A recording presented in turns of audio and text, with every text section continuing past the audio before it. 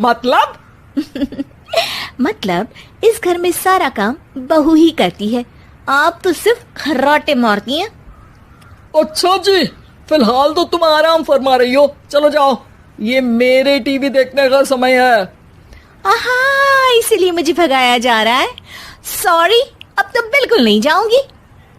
प्राची की इस बात पर दोनों सास बहू के बीच टीवी रिमोट के पीछे बच्चों जैसे छीना झपटी शुरू हो जाती है, जिसके बीच श्लोक भी काम से घर वापस आ जाता है।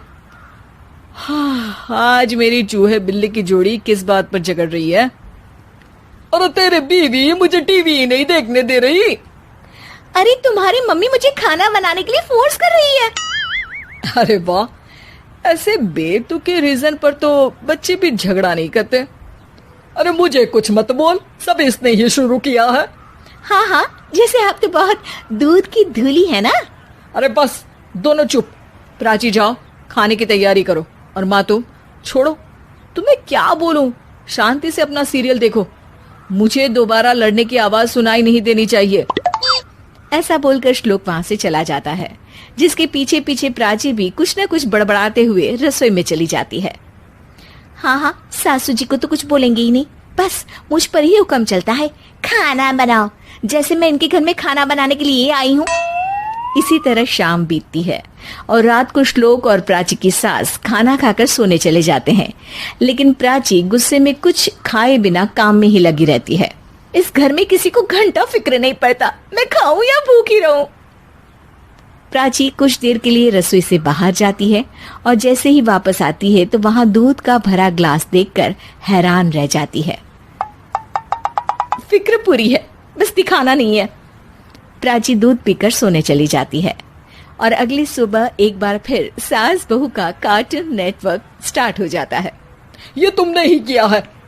अरे अजीब जबरदस्ती है, मैं बोल रही हूँ मैंने कुछ नहीं किया।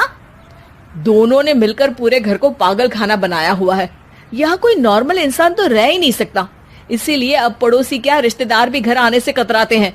और सुन बेटे, तू भी चंगा, तेरी माँ भी चंगी, तेरी बीवी भी चंगी, रिश्तेदार।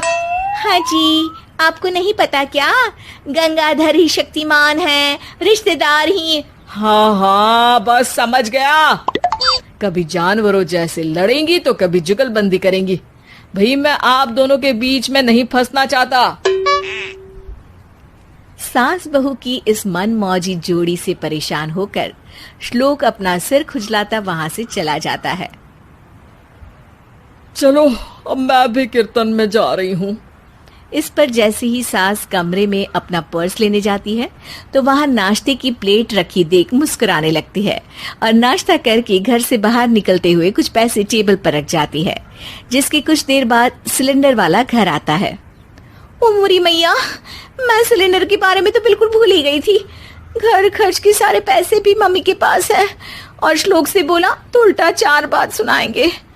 प्राची ये सोच ही रही होती है कि अचानक उसका चेहरा चमक उठता है और वो घर में आकर इधर उधर देखने लगती है। तभी उसकी नजर टेबल पर रखे पैसों पर पड़ती है, जिन्हें वो सिलेंडर वाले को दे देती है। ये सब श्लोक देख लेता है। अच्छा बेटे, इतना बड़ा घोटाला, सबके सामने मैं तेरी दुश्मन और पीठ पीछे तेरी मेरी यारी। इस पर श्लोक एक प्लान बनाता है और शाम को सब एक साथ बैठे होने पर बोलने लगता है। माँ, तुम दोनों की बहुत लड़ाई होती है, इसलिए मैं सोच रहा हूँ कि प्राची को उसके घर छोड़ाऊं, इससे वो भी खुश रहेगी और तुम भी।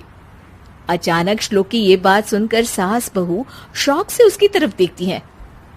अरे ऐसे कैसे घर छोड़ाओगे, मुझे कहीं नहीं जाना।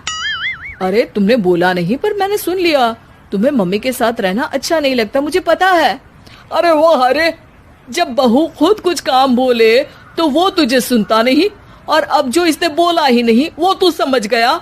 जब उसे नहीं जाना तो फिर जबरदस्ती क्यों कर रहा है? अच्छा, फिर आपको मौसी के घर छोड़ाता हूँ।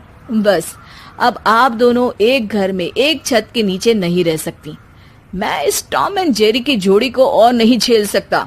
है? ऐसे कैसे नहीं रह सकते? तुम्हें इतनी दिक्कत है तो तुम्हारा बोरिया बिस्तर पैक कर देती हूँ, लेकिन मम्मी जी कहीं नहीं जाएंगी। बिल्कुल यही सुनना था मुझे। अगर दोनों में इतना ही प्यार है फिर हर वक्त ये लड़ाई का नाटक क्यों करती हो? देखा मैंने कैसे माँ किचन में दूध रखती है और तुम उनके लिए कमरे में नाश्ता रखती हो, और कैसे वो पहले ही तुम्हारी दिक्कत समझकर घर में पैसे रखकर बाहर जाती है।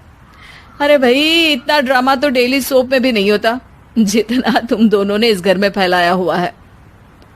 तू हमें टॉम एंड जेरी बोलता है ना, तो याद कर वो दोनों भी एक दूसरे को बाहर वालों की बुरी नजर से बचाने के लिए हमेशा सबके सामने लड़ते थे, लेकिन अकेले में दिक्कत के समय मदद भी तो करते थे।